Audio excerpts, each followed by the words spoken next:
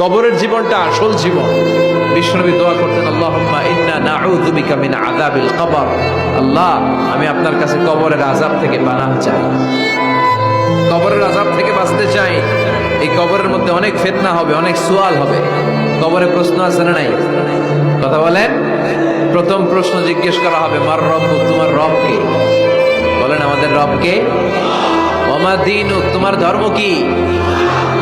বিষ্ণুবীর চেহারা দেখিয়ে বলা হবে, তারিফু মান হাযার রাজুল, এই লোকটারে চিনো? আমরা কি বলবো? আমরা চিনি, উনি আমাদের প্রিয় রাসূল মুহাম্মদুর রাসূলুল্লাহ সাল্লাল্লাহু আলাইহি ওয়াসাল্লাম। এরপরে জিজ্ঞেস করা হবে, এগুলো কোত্থেকে শিখলা? আমরা বলবো, কোরআন থেকে। ফায়ুফসাহু লাহু কবরুহু ৭০ যিরাআন।